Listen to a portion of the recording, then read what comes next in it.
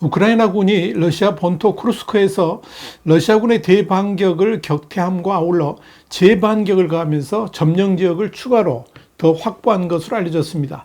또 동부전선에서도 우크라이나군의 선방이 돋보인다는 보고도 속속 나오고 있습니다.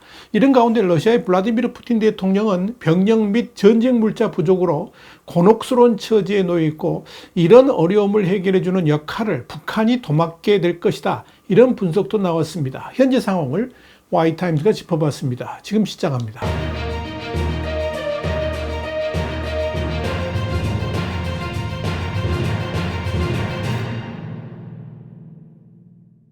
미국의 시사주간지 뉴스위크는 16일 미국 전쟁연구소 그러니까 ISW의 전쟁 현황 보고서를 인용해서 우크라이나 군대가 러시아의 쿠르스크주에서 승리를 거두었으며 국경을 넘나드는 공세의 일환으로 여러 마을을 점령했다 그러면서 구체적으로 우크라이나군이 현지 시간으로 14일에 티오트키노와 수자 마을 인근인 글루쇼코보 지구로 진격했다라고 보도했습니다. 이날 공개된 영상을 보면 우크라이나 군대는 현재 글루쇼코보 남서쪽의 베셀로에에서 작전을 수행하고 있는 것으로 확인됐다 그러면서 이런 사실은 러시아의 군사 블로거들도 인정하고 있다라고 전했습니다.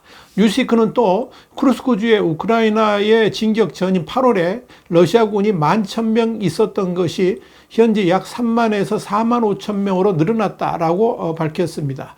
ISW는 이와 관련해서 우크라이나군이 쿠르스크주를 진격한 정도를 보여주는 업데이트된 지도를 공개했는데 이는 우크라이나군이 지난 11일에 비해서 15일 현재 북쪽으로 진군하고 있다는 것을 보여줍니다. 이 과정에서 러시아군의 반격이 있었고 810해군 여단의 러시아 보병이 수자의 남동쪽에 있는 보르키 중심부로 진격하는 모습이 포착되었지만 그럼에도 우크라이나군은 이를 격퇴하고 수자 북쪽으로 계속 진군했으며 곧이어 체르카스코의 마을을 점령한 것으로 보입니다. 뉴스위크는 이와 관련해서 우크라이나군이 계속 기세를 올리자 러시아군이 우크라이나군을 방어하려면 증원이 불가피하다 그러면서 볼로디미르 젤렌스키 대통령은 러시아가 이 지역에 7만 명의 군대를 배치할 것이라고 말했다. 이렇게 전했습니다.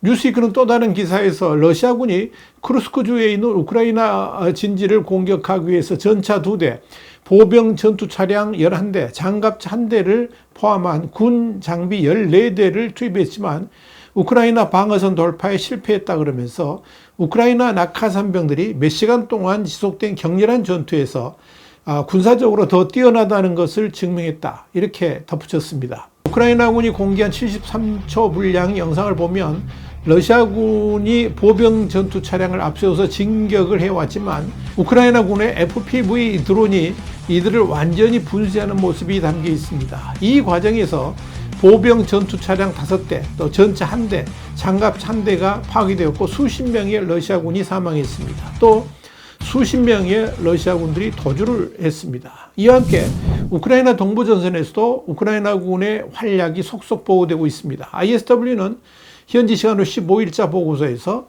러시아군이 15일 포크롭스크 방향으로 진격했다고 러시아 군사 블로거들이 주장했지만 이는 사실이 아니며 전선에는 전혀 변화가 없었다라고 밝혔습니다. ISW는 이어서 포크롭스크 동쪽에서 작전 중인 러시아군은 포크롭스크 남동쪽에서 14일에 이어서 15일에도 진격 작전을 펼쳤지만 진격 속도가 매우 느린 데다가 물류 보급도 제대로 이루어지지 않아서 어려움을 겪고 있다고 전했습니다. 전쟁이 2년 7개월째 지속되면서 푸틴의 최대 고민은 병력 부족과 물자 부족인 것으로 확인됐습니다. ISW는 15일자 보고서에서 우크라이나 군사정보국 국장인 키릴로 부다노프 중장이 이날 키우에서 열린 20차 얄타 유럽 전략회의에서 날이 갈수록 크렘린궁은 전쟁의 장기화로 인해서 경제 및 사회, 정치적 상황이 악화되고 특히 군 병력 모집에 어려움이 가중될 것으로 예상했다라고 말했다. 그러면서 특히 러시아군은 지금 병력 부족으로 어려움을 겪고 있으며 엄청난 대우 약속에도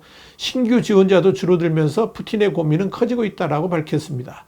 부다노프 중장은 이어서 우크라이나의 쿠르스크 점령이 러시아인들에게 엄청난 충격을 주었으며 점령 기간이 길어지면서 러시아 국민의 사기를 떨어뜨리고 러시아의 무적 신화에 대한 러시아 국민의 인식을 약화시켰다라고 강조했습니다. 문제는 러시아군의 병력이 부족함에도 불구하고 이를 보충할 마땅한 방도가 없다는 데 있습니다. 물론 전 국민을 대상으로 추가 동원령을 내릴 수 있지만 이 경우에 국민들의 엄청난 저항에 직면할 가능성이 높다는 점에서 추가 동원령 카드는 쉽지 않을 것이다. 이렇게 부다노프는 평가를 했습니다. 푸틴의 또 다른 고민은 전쟁 물자 부족입니다. 이런 측면에서 부다노프는 푸틴이 전쟁 물자 부족을 돌파하는 유일한 길은 외국의 파트너들에게 의존하는 수밖에 없다 그러면서 이 경우에 북한이 큰 역할을 할 가능성이 있다고 봤습니다.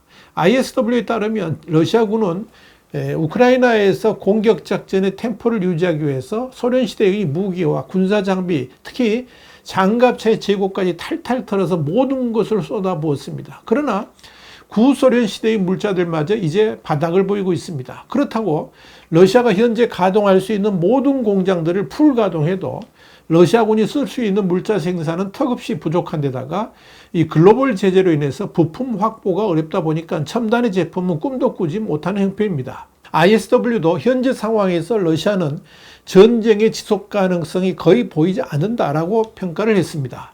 이런 문제는 푸틴도 인정을 했습니다. 푸틴은 지난 4월 4일 러시아가 향후 몇 년간 높은 인적 자본 수요를 감당하기 어려울 것이고 특히 노동력 부족에 직면하게 될 것이다. 이렇게 말한 바 있습니다. 또한 크렘린궁 산업 매체인 이즈베스티아도 2023년 12월 24일 우크라이나 전쟁으로 인한 러시아의 노동력 부족이 2023년 480만 명에 달할 것이며 이는 러시아의 국내 방위산업 이니셔티브 강화 능력을 약화시키고 또 저해하게 될 것이다. 이렇게 보도한 바 있습니다. 이런 상황에서 푸틴이 가장 믿는 나라가 북한인 것으로 보입니다.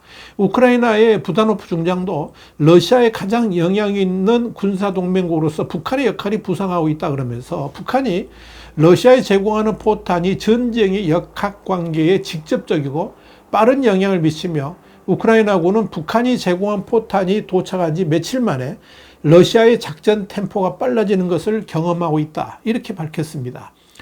바딤 스키비츠키 우크라이나 군사정보부국장도 올해 1월 러시아의 방위산업기지 DIB가 러시아의 사격 속도를 유지하기에 충분한 포탄을 생산할 수 없으며 북한이 2023년 9월과 11월 사이에 100만 발의 포탄을 러시아에 전달해서 러시아의 심각한 부족분을 일부 상쇄했다라고 밝혔습니다. ISW에 따르면 북한은 2024년 6월 기준으로 480만 발의 포탄을 러시아에 전달한 것으로 알려졌습니다.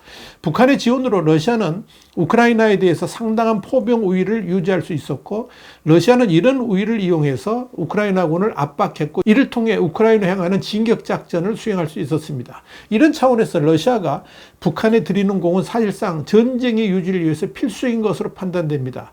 지난 13일 세르게이 쇼이구 러시아 안보실장이 평양을 방문한 것도 이런 이유 때문이고 지난 6월 푸틴과 김정은 사이에 포괄적 전략적 동반자 협정 서명도 이런 이유 때문인 것으로 보입니다.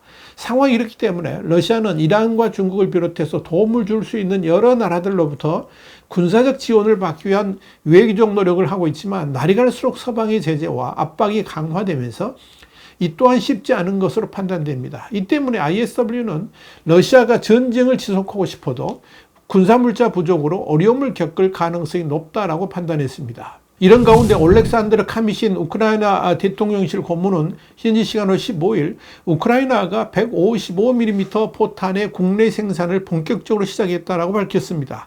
카미신은 자신이 전략산업부를 맡았던 기간, 그러니까 2023년 3월에서 올해 9월까지 이 우크라이나의 방산제품 생산이 2배로 증가했으며 2024년 말까지 3배로 증가할 것이다. 이렇게 말했습니다. 우크라이나는 이전에는 이런 포탄을 생산한 적이 없었지만 2023년 9월부터 나토 표준 155mm 포탄을 소량으로 국내 생산하기 시작을 했습니다. 한편 미국과 영국을 비롯한 서방 진영이 검토하고 있는 장거리 미사일의 러시아 본토 공격 허용 가능성과 관련해서 푸틴이 계속해서 3차 세계대전이나 핵전쟁 등의 종말론적 위협을 가하고 있는 것은 전쟁의 패배를 우려한 두려움 때문이다. 이런 분석이 나왔습니다.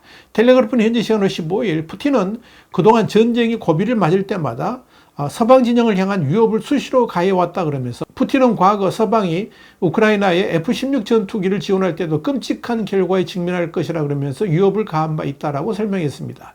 텔레그래프는 이어서 사실 푸틴이 장거리 미사일의 러시아 본토 공격 허용에 대해서 두려워하는 것은 국경 근처에 무려 250여 개의 군사기지들이 자리 잡고 있기 때문이라 그러면서 만일 우크라이나의 장거리 미사일을 통한 러시아 본토 타격이 허용된다면 러시아는 엄청난 타격을 받을 수 있을 것이다. 이렇게 내다봤습니다. 텔레그래프는 또 그럼에도 불구하고 푸틴이 정작 핵무기 사용을 하지 못하는 것은 러시아 경제를 의지하고 있는 중국의 경고 때문이라 그러면서 현재 푸틴이 가장 바라는 것은 오는 11월의 대선에서 도널드 트럼프가 대통령이 당선되는 것이고 푸틴은 지금 이를 간절히 원하고 있을 것이다. 이렇게 설명했습니다. 와이타임즈 국제정세 분석의 주북이 되었습니다. 감사합니다.